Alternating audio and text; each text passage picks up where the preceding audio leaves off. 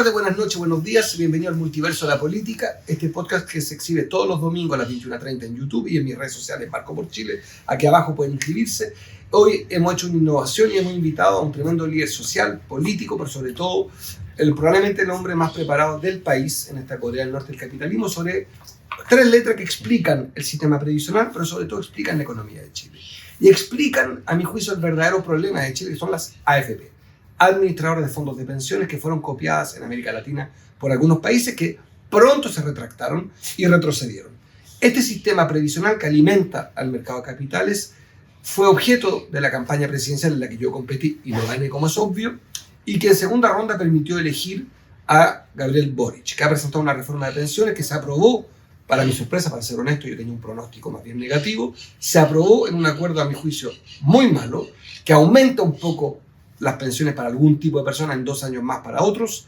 Lo va a explicar muy bien nuestro invitado, Luis Mesina, uno de los voceros del movimiento No Más AFP, que fue fundante, a mi juicio, que fue el cemento sobre el cual marcharon el 2019 los millones de chilenos en sus protestas, en lo que se denominó la revuelta social o el estallido social. Luis Mesina no solamente le dio sustancia y contenido, sino que legitimidad. Y también una palabra que es peligrosa, pero yo la quiero usar en este ciclo con mucha cautela, que es la ética. No porque yo sea obispo, ni soy santo, ni quiero predicar. Sí creo que hay un elemento con lo que es, con la conducción de las cosas, con cierta consistencia. Ni el Partido Comunista es comunista si uno lee el manifiesto, ni los ecologistas son ecologistas. Estamos en un problema serio en todos los partidos políticos de sentido, de ideología. Y en cambio, Luis Mesina ha sido riguroso y una convicción. El sistema previsional debe ser abolido, decapitado, como diría un revolucionario francés, cambiado, dirá un progresista, gradualmente dirá un bacheletista. Bueno, queremos escuchar a Luis Mesina. Bienvenido, Luis, Muchísimas en este gracias. Programa, y es un honor tenerte. Yo soy gran admirador tuyo. No, muchas gracias, Marco. La presentación, además, espero estar a la altura de la presentación con el objeto de aclarar justamente lo que planteas tú. Estamos frente a un acuerdo. Yo me resisto un poco a usar el concepto de reforma, porque reforma, independiente del calibre que ésta tenga, siempre supone avanzar hacia algo. Lo otro sería una contrarreforma. Y yo particularmente, junto a un grupo importante de dirigentes de este movimiento, pero también avalado por muchos economistas de alto prestigio, tú conoces a muchos de ellos, Andrés Utos, Solimano, de distintos ángulos, ¿eh? No piensan igual, no se inclinan dentro de una misma concepción, sino que tienen miradas, mixturas distintas. Y sin embargo todos coinciden, a diferencia de José Piñera Echenique, que puso un tweet, un X, bueno, larga vida al sistema de capitalización individual, creo que ahorra todo tipo de comentarios. Este acuerdo es un acuerdo, no quiero usar muchos adjetivos, pero un acuerdo que consolida el modelo, lo fortalece. ¿Ese es su mayor crimen? Si tú yo creo que un segundo para decir, mayor crimen. Creo que eso, porque un gobierno que antes, durante, incluso después de haber asumido el mandato, en el cual una de las consignas fundamentales era acabar con las AFP, fue mucho más lejos Gabriel Boric, porque dijo, nuestro gobierno será la tumba del neoliberalismo. Fue una frase quizá fruto de la pasión, se le perdona. Pero en esto fue mucho más consistente porque había un trabajo previo. Ellos se pusieron la camiseta No Más AFP, esgrimieron argumentos, compraron los argumentos técnicos que daba Fundación Sol, ratificados por Senda, por nosotros. Como hay muchos extranjeros, Fundación Sol es una fundación de mucho talento, mucho rigor, igual que Luis Mesina y No Más AFP, que entrega cifras, la pueden leer en X, muy buena. Sí. Y entonces cuando ellos prometieron acabar con las AFP y transitar hacia un sistema de seguro social, bueno, hubo cierta confianza.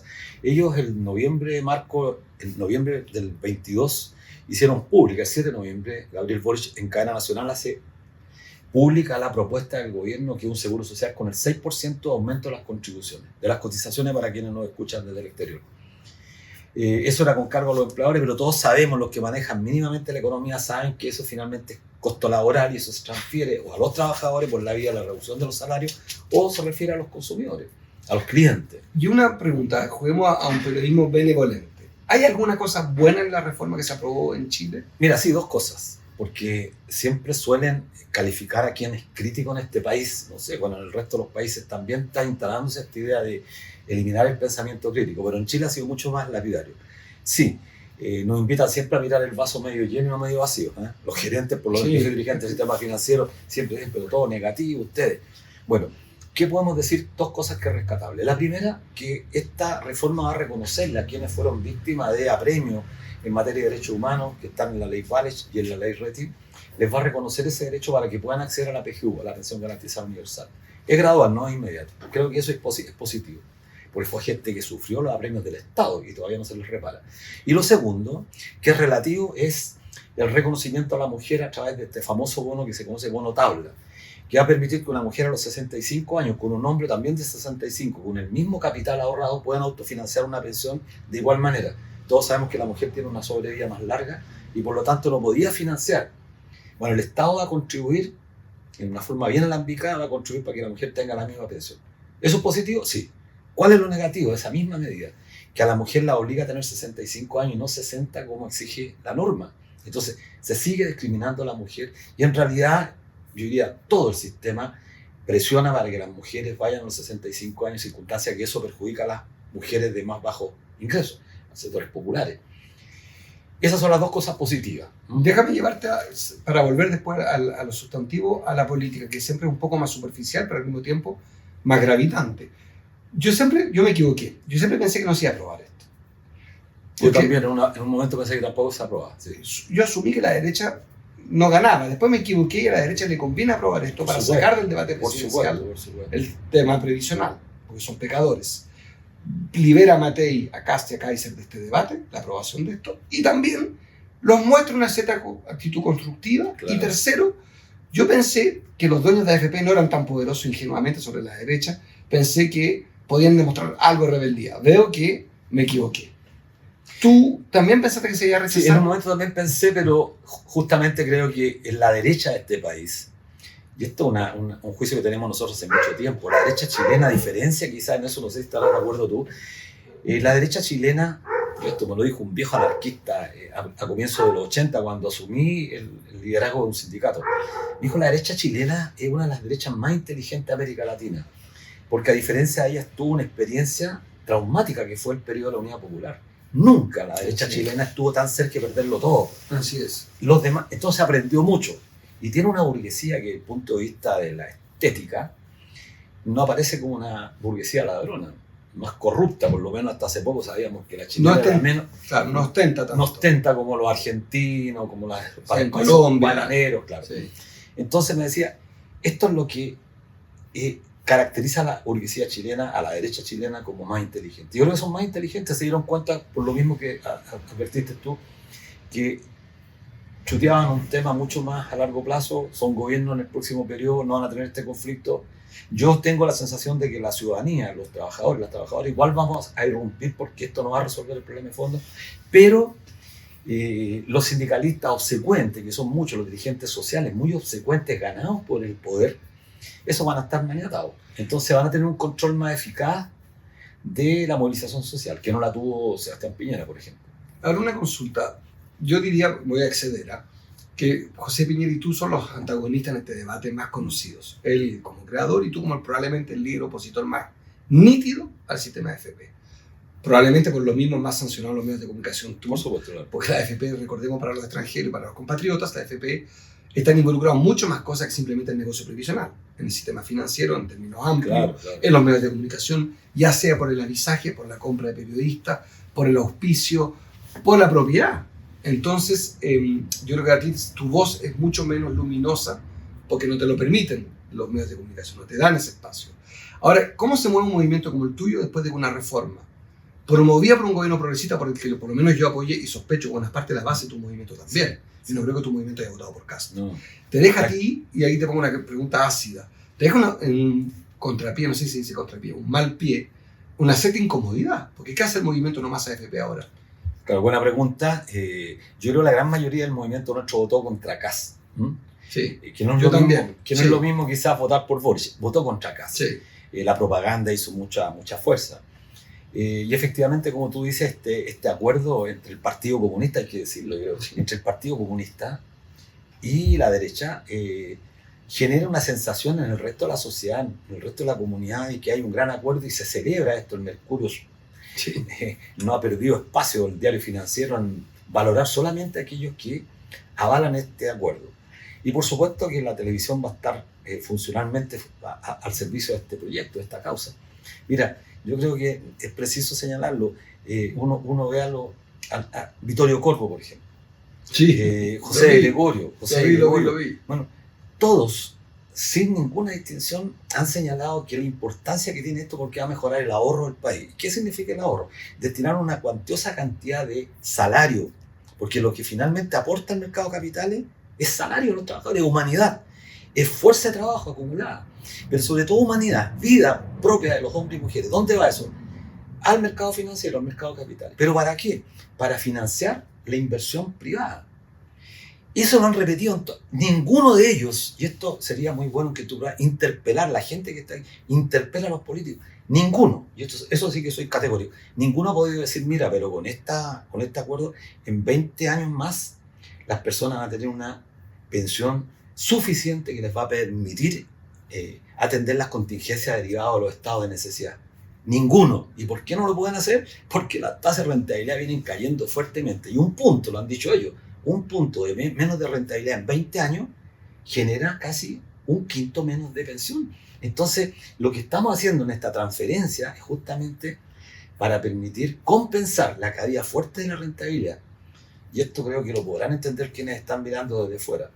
Con un 10% de contribución que hacemos todos los meses los trabajadores chilenos y chilenas, hemos logrado autofinanciar una pensión que está por debajo del tercio del salario de la vida activa. Con esta mayor contribución que vamos a llegar a un 16%, es decir, un 60% más, lo único que vamos a hacer es compensar esa caída, incluso puede ser peor, Marco. Y por eso digo que estos cantos, bueno, esta euforia con la que yo vi y que va a quedar para la historia, ese abrazo entre el ministro Marcel y la ministra del Partido Comunista, Yanez Jara, claro, muestra, yo creo, el gran, diríamos en otros tiempos, el sacrosanto acuerdo de quienes van a traicionar.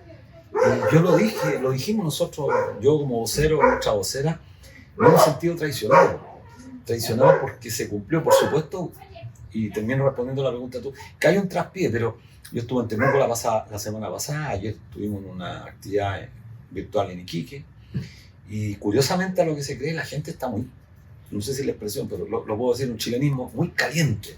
Así, ¿eh? Muy irritada. Lo viste en los intermediarios. Sí, que la gente pregunta cuánto es lo que me mejora mi pensión. Y en el mejor de los casos, una mujer que ha trabajado 30 años, la mujer en la que se va a ver un poquito más mejorada porque tiene un incremento de 17.938 pesos, ¿no? Que es el famoso notable. Son $17. Sí, eso es lo máximo, 17.938, y rasgan vestidura. Y entonces, en el mejor de los casos, una mujer que ha trabajado 30 años, que cotizó, por lo tanto 30 años, va a tener un mejoramiento que significa 129.684 pesos. Eso es lo máximo. De ahí para abajo. Nadie puede, los que está escuchando este programa, pensar, pero yo pensaba 200. No, te he equivocado. Porque la pensión garantizada universal todavía en 224 o 225 mil. Entonces, hasta 250 el diferencial es lo que van a obtener algunos. El gobierno además había prometido que esto iba a ser con cobertura 100%. ¿Tú sabes cuánta gente queda sin recibir ningún beneficio por el solo hecho de no extender la cobertura? Más de 150.000 personas. Quedan completamente fuera. Esto, mira, por eso nosotros decimos que se ha transgredido una cuestión que es fundamental y hay un daño a la política, porque si la gente vota por un determinado candidato, vota por un programa y al poco tiempo ese mismo candidato y el programa le responde de manera opuesta, bueno, lo que está en juego es la democracia, porque tú, ¿por qué vas a seguir confiando? Y paso a la etapa siguiente. Vámonos a las soluciones. Una propuesta es, mire, en realidad, hagamos frente a esta crisis, te lo escuché o te lo leí a ti, crisis previsional. Hagamos un plebiscito y devolvámosle la palabra a los cotizantes, a los ciudadanos, y que ellos puedan decir si prefieren un sistema como el que tienen hoy día, donde les han convencido que la plata es de ellos, etcétera, etcétera, y un debate previsional gigantesco de los que sostenemos que existe otro camino. ¿A ti te gusta, primera pregunta, el camino del referéndum para esto? ¿Te gusta el plebiscito para esto? No mucho, yo no lo planteo, no mucho, porque hoy día, dadas las condiciones, en una asimetría. Claro, imagínate tú que se planteara un plebiscito, saldría este grupo de Fontaine, que está detrás del grupo Mate, Falabella, con Mi Plata No. Este es el comunismo, ¿no? La política anticomunista, no quieren robar, entonces votar a favor del plebiscito creo que sería muy riesgoso, porque a la gente no se le dice todo, porque si hoy día toda la gente le plantea con Mi Plata No, claro, la gente tiene un terror a que estén subiendo, porque ha calado fuerte este tema. Lo más grave, Marco, es que la izquierda, aquella que se autodefine de izquierda, ha sido absolutamente incapaz, yo diría con un dejo de cobardía tremendo, en no salir a disputar ideas. Sí, increíble. Bueno, Yo estoy sorprendido por eso, porque, mira, se dice en la televisión a cada rato, los sistemas de reparto están quebrados, es una estafa Ponzi. Ninguno sale a defenderlo. Estados Unidos, la mejor expresión de Estados Unidos, Alemania, Francia, Italia, España. Claro. Entonces, son deficitarios, no están por quebrados. supuesto, no, lo que ocurre es que ningún sistema previsional es perfecto. Bueno, ahí, como decía José Piñera, son perfectibles, pero son perfectibles para la comunidad, no para el capital. Y cuando uno llega al tema de la solución del sistema alternativo, lo cierto es que en Chile, yo no sé si te lo leí a ti, algún paper tuyo, esto costaría hasta 8 puntos del PIB en régimen. Habría que inyectarle adicional a lo que ya se inyecta para un sistema solidario. ¿Me equivoco? No, nosotros, sí, llevamos la propuesta nuestra que fue sometida a análisis de la Dirección de Presupuesto, la discutimos con la ministra María José Saldívar, cuando estaba Piñera, la discutimos 4 oportunidades y no pudieron descalificar la propuesta nuestra, porque efectivamente tenía un costo que en su momento más álgido llegaba a 7,3% del PIB, y llegaba por ahí por el año 50. Adicional a lo que se pone hoy día. No, ese era el costo con los carabineros, total, los militares, claro, todo dentro. No, los militares no se tocaban, las Fuerzas Armadas, porque eso tiene un costo cercano al 0,9% del PIB, lo que gastamos hoy día 174.000 funcionarios que están jubilados, Fuerzas Armadas, Carabineros, PDI y Gendarmería, un 0,9%. Y eso es variable, ¿no? Como todo el sistema también varía. Pero nosotros planteamos 7,3, 7,5, llegábamos en el momento más álgido ahí por el 55. ¿Y qué ocurre? Que hoy día con esta reforma, piensa tú, el Estado va a asumir un costo. De eso no se habla, porque el Estado ahora va a pagar como empleador.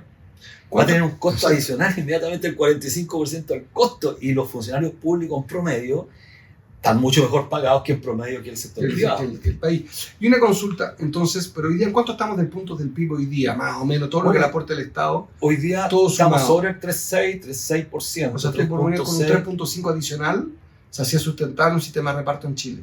Si son 7,9, sí, por supuesto, 4 puntos del PIB adicionales.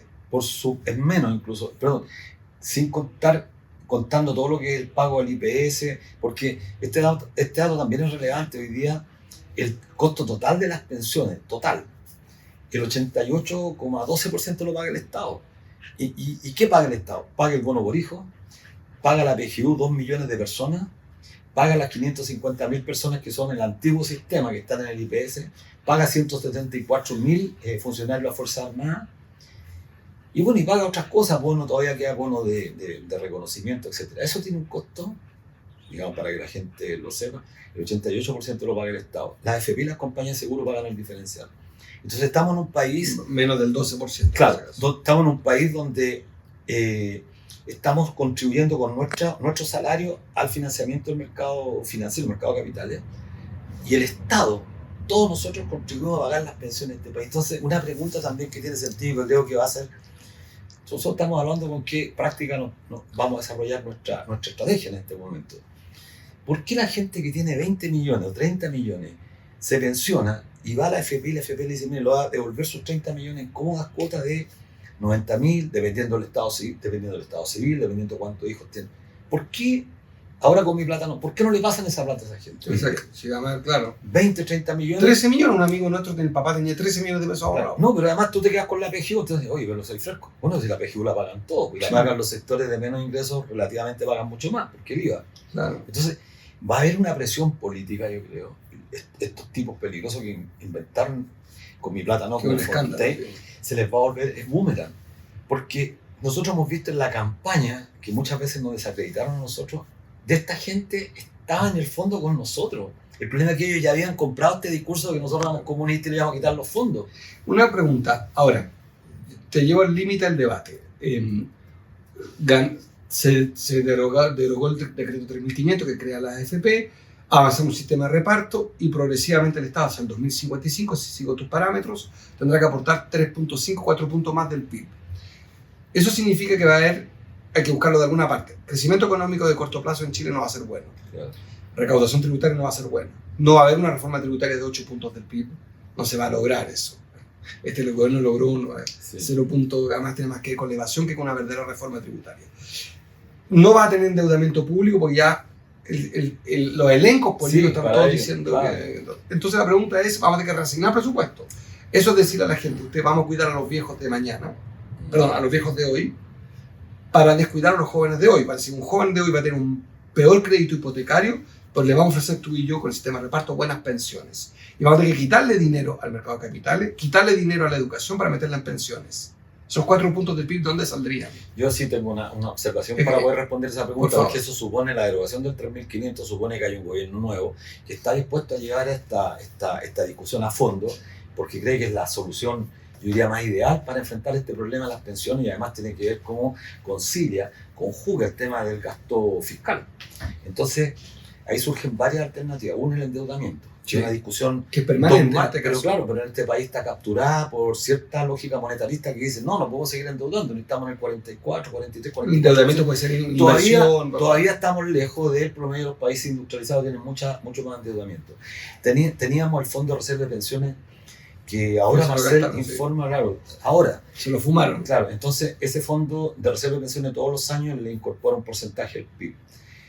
Y el propio flamante director de impuestos internos señaló, que a mí me sorprendió mucho cuando lo nombró Mario Marcel con Boris, a la semana hace una declaración que se manda un tremendo discurso y la prensa lo acalló. Dijo, no es necesario en Chile una reforma tributaria. No sé si la leíste tú. Sí. Y dijo, porque aquí fundamentalmente con el control de la evasión y la ilusión, sí, increíble, podemos recaudar más de 5,5 puntos del PIB. Yo me caí de espalda. Entonces, en este acuerdo, en este pacto fiscal que han acordado, porque no hay reforma, se pretende recaudar un 1,8% adicional del PIB. Yo creo que es una cantidad bastante razonable que permitiría, a propósito de lo que tú señalas como punto para avanzar un sistema de seguridad social, ir generando los recursos. Hay una discusión a fondo respecto de la reducción de la planta pública, de los servicios públicos. Yo creo que es un debate que tiene que hacerse en Chile. O sea, recién acaban de aprobar el surgimiento de un nuevo ministerio, sí, con todo el séquito de burócratas. Yo defiendo la función pública y defiendo a los trabajadores, a las trabajadoras del sector público. Pero creo que la gran batalla que tienen que dar los dirigentes del sector público es justamente combatir la exagerada planta de burócratas políticos que llegan al Estado. Según un país que medido por el producto, somos uno de los que tenemos la mayor carga, y eso es gravísimo a propósito del cargo que el Estado va a tener que asumir para pagar la contribución a los funcionarios públicos. Última pregunta, ¿dónde se te puede leer todas estas ideas? ¿Están escritas, publicadas? Sí, nosotros publicamos, en la página nuestra www.coordinadora.fpa, y publicamos, estamos siempre tratando. .cl.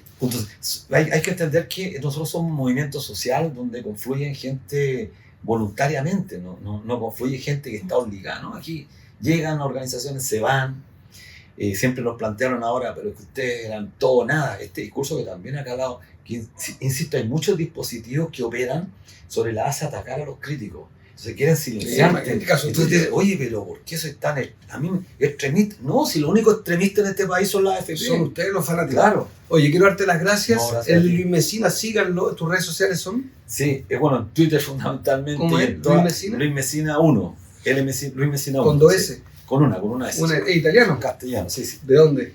De Sicilia. De Sicilia. La mejor parte de Italia, sí. La verdad, preciosa. Sigan a Luis Mesina en su Twitter, con una S, Luis Mesina 1. Y aquí tienen un enorme, a mi juicio, futuro candidato presidencial, aunque no le va a gustar la idea, porque algo así de riguroso y enemigo de la AFP. Yo, por lo menos, me encanta que los que somos críticos de la AFP, te lo digo públicamente, me he ido formando, para ser honesto. Llegué de una convicción X a 1000X, porque estoy apasionadamente en contra de la AFP, las detesto, creo que son la explicación de una parte de nuestros males, sí, en muchos sentidos, de manera muy complicada de explicar, para un argentino no lo entendería. En Argentina ustedes tenían 20.000 millones de dólares en AFP, nosotros somos 200.000 millones. No lo entenderían porque no logran comprender el tamaño. Cómo en este país el abuso es tan grande. Y el tamaño. Sí, a mí me dicen, ¿por qué no hacen los argentinos? Que en Argentina eran estos los fondos que habían revisto en la economía. Nosotros, el poder de la AFP es 2/3, el equivalente a 2/3 del Producto Interno Bruto. Sí, un poquito menos de 2/3, estamos 8, más o menos. 66%. Claro, más o menos, sí, un poquito, 66%. Una enormidad, una brutalidad. Bueno, un beso, un abrazo, nos vemos en el próximo capítulo. Ojalá con un invitado tan fascinante como Luis Mesina. Gracias. Gracias.